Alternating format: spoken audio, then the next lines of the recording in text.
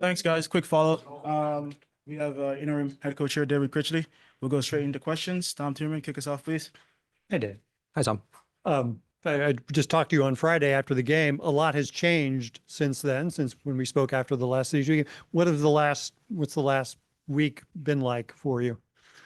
Busy, exciting. Obviously, it's an opportunity that I'm very excited for. I feel very prepared for this opportunity. Obviously, I've worked on my coaching journey now for several years. So an exciting week, a busy week, but a week that I feel fully prepared for. I'm ready to tackle.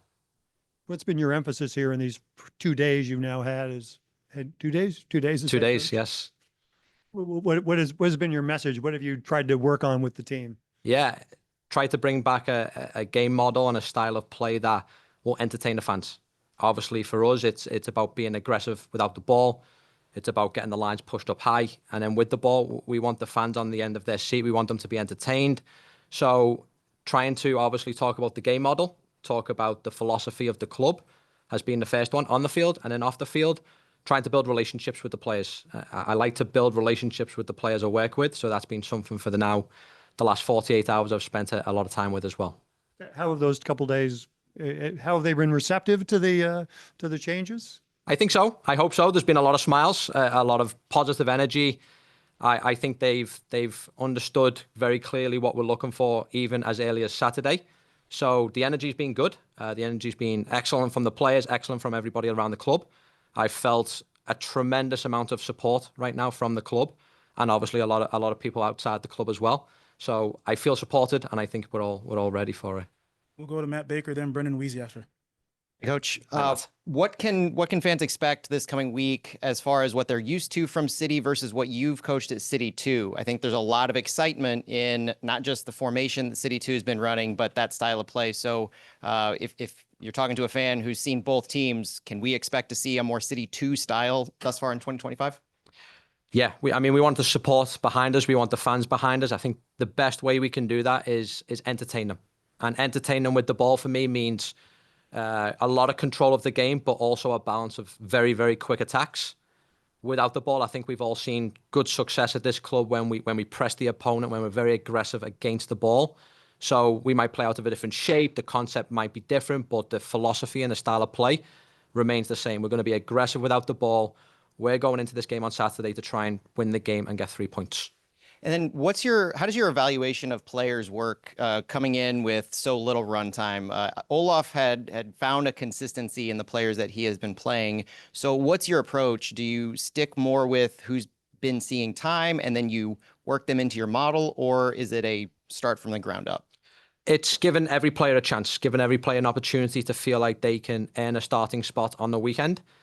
And I've been around it obviously now for 4 years at the club, but I've kept a close eye on the first team since I've been in City 2. So I've been working close with the first team staff. I watch all the training sessions. Obviously a lot of the guys have come into the City 2 environment as well at some point. So I've been paying very close attention to the first team now for several weeks and months.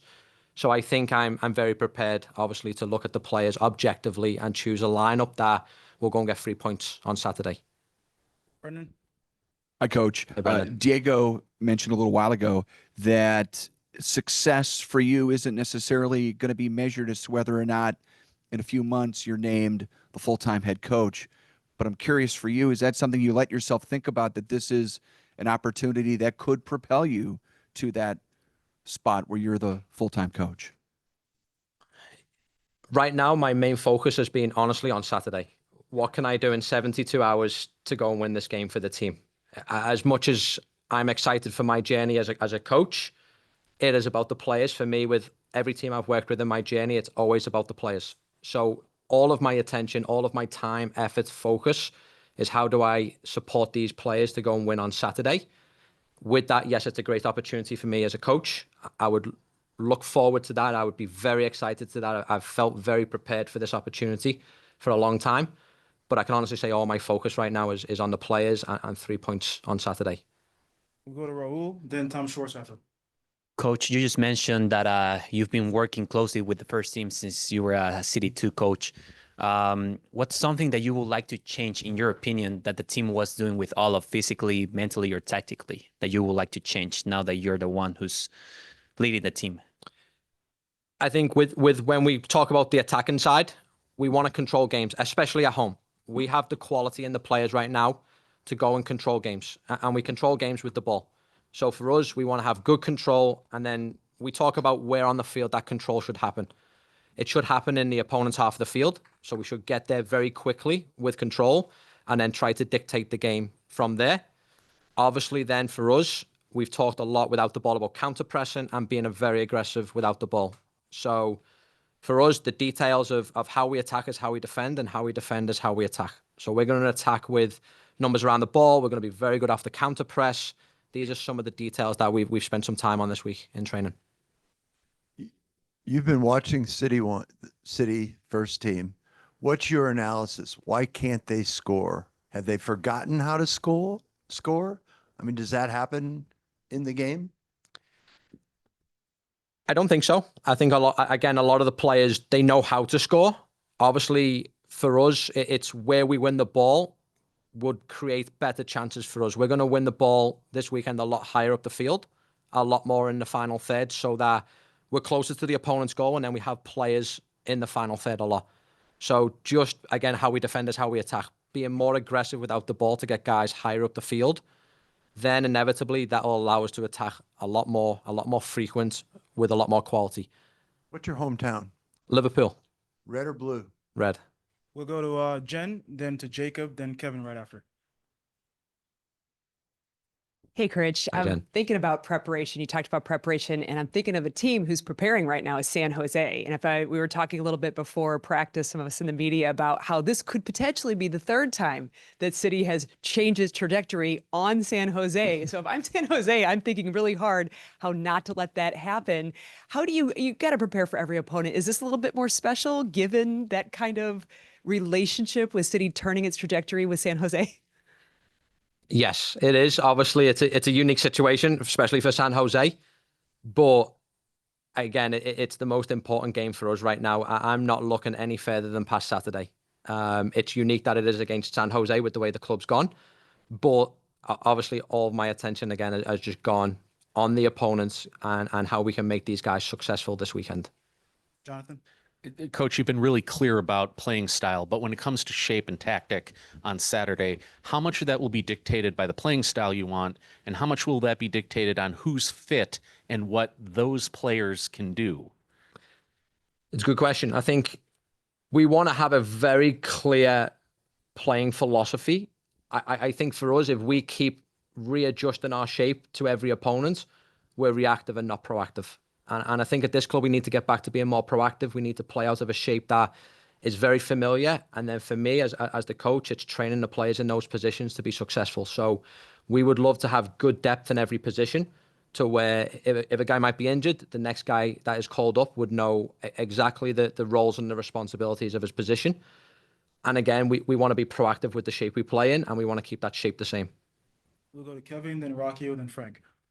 Hi, how's it going? Kevin Rhines, Fox 2 News. Just you spoke about the last week or so being a lot for you and everything with everything going on. How do you get yourself into a mindset to where you're preparing for these next 3 days and getting the first team ready for a match? How do you get yourself into that mindset after all that's gone on? Yeah, it's the confidence in my own ability. I think first and foremost, I feel very prepared for the opportunity. It's been long days, but I love the sport. I'm so passionate. I'm so committed to the game that I could work 24 hours a day. So right now, I think when I'm not involved in the game, I'm trying to obviously switch my mind off for a few hours. But at the same time, you know, it's a job right now that requires a guy to come in and spend a lot of time thinking about how we can turn this team around moving forward. Rocky? One of the issues for this team, going back to even the very first season, when they try to attack with numbers or press high, is leaving themselves exposed on the back end. So I guess with this roster in mind, with how they've been playing this year and with some of the injuries, what is the best way to find the balance between being able to push up high but without exposing yourself on the flanks or on the back end? Yeah, I think we can talk about where we might lose the ball on the field. We don't want to lose the ball in areas where we feel very, very vulnerable. And again, with how we're going to play, when we lose the ball, we'll have players around the ball to counter press. Tied in with the back line of our rest defense, we want to be, the players already know if we're not helping support the attack based on where we are maybe disconnected from the ball, we have a defensive responsibility and we're engaged in that. So our rest defense this weekend will be super important. Our counter press will be super important. So as long as we find that balance, I think very, very well, we can eliminate those transition moments against us. Frank? How would you characterize the status of Luven for Saturday? And if he does play, how does that change the entire team? And how does that make you a better coach? Yeah, obviously, Luven's been at training this week. He's looked sharp. He's looked really focused. Right now, we anticipate him being involved with us on Saturday. We would love to have him in the team. We'd love to have him in the squad. So right now, that would be the plan for us. Just like Luven and every other player, the quality of these players is so high. In the 2 days being on the field with them, I've been very, very impressed with their individual qualities. So it's a great group of players, and I think they're ready to thrive and play. So we're going to go out there with a good attacking style. We're gonna demand that these guys be comfortable, they be brave, and they play. And then we're going to be very aggressive against the ball. Luven's quality and the rest of the team's quality is just going to be an example of that for us. Bachman? Hey, Coach. Hi. Obviously, soccer is strategy, but can you share what someone in your role can possibly do to affect motivation, inspiration, and kind of just like a positive mindset of the club? Yeah, it goes back to what I said before. I felt tremendous support from the club right now. I think these guys, even though it is strategy and a chess game, there's also, it's for me an emotional sport. And these guys not just need to understand their roles maybe from the strategy standpoint, they need to feel engaged about the game. They need to feel emotionally invested in the game. And again, we're playing at home in front of for me, the best fans and the best community in the country. We need to connect with the fans. We need to feel the emotion that they feel with us. And then we have to just balance that with obviously the tactical, obviously awareness of the game. But we want to play with a high drive, a high determination, and a high emotional state also. That is what this club is about since day one. When I was with Lutz, he talked about the emotional state of the game as well. We want to be a club that puts the fans on the edge of their seat. We want to get them invested in us, and we are super invested in them. So I'm excited to see the support on Saturday. Obviously, I'm more excited to see how the players respond to that and get the crowd behind us and go on and entertain them. Yeah. We'll go online to Jeremy and then wrap up here in the room with Tom Timmerman. Thanks, Coach. Good afternoon. With some of the players who may not be in the best form, maybe struggling a little bit with confidence, coming into the locker room as the new boss, how do you see your role in turning that around and getting them back onto the front foot and playing well? Building the relationship off the field is the most important thing for me right now, especially with every single individual. Obviously, every player's had an opportunity, even in the last 2 days, to express themselves.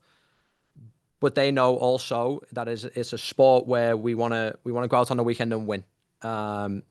This team right now, I think, has a very, very strong depth chart behind it. There's a lot of quality, and it's made my job extremely hard. But that's what every coach in the world wants. They want to have a team and a squad of players that can compete for the chances, make my job really difficult. And again, I trust in the entire team. I trust in the entire squad. So yeah, they've had 2 days to prepare, and now we're going to continue to try and put a lineup that, again, I've said this a few times, that we feel like we'll get 3 points this weekend. Go ahead, Tom. When you talk about getting back to old things and high pressing, does that also involve a four-man back line? Yes, I think it's one of the core concepts of this club, and again, we want to be. If you've seen any of the City 2 games this year, we've played out of a back four system. It's something that I think a lot of these players are comfortable with. I had discussions with the players if they're comfortable in these shapes as well. Obviously, when we talk about the philosophy of the club and the style of the club, we've always operated in a back four system. I think it's something that has a massive amount of benefits to it. But yeah, we'll be playing out of a back four shape. And Kessler and Totland, how are they ready to go obviously it's Thursday, but Yep. do you think you'd have them on Saturday? They've trained well for 2 days. Right now, we're just continuing to evaluate and monitor the players, but they've shown obviously that they've got through 2 training sessions right now. Obviously, they'll be in the training environment tomorrow, so I would anticipate that they could have some role this weekend. And when Lutz or Diego, whoever did it, comes to you and says, "Do you want to be head coach of the City?" How did you respond? Yes. No, honestly, I've had a very close relationship with Lutz since I walked through the door on day one, 4 years ago. I'm a highly ambitious, highly driven coach, and I expressed to him on day one what my goals were. One day it was to sit in this chair. Very excited to be here, but obviously I was thriving for the opportunity to just express myself as a coach and try to again turn this team around and put them in the right foot moving forward. Thanks, David. We appreciate it. Thank you, guys. Thank you.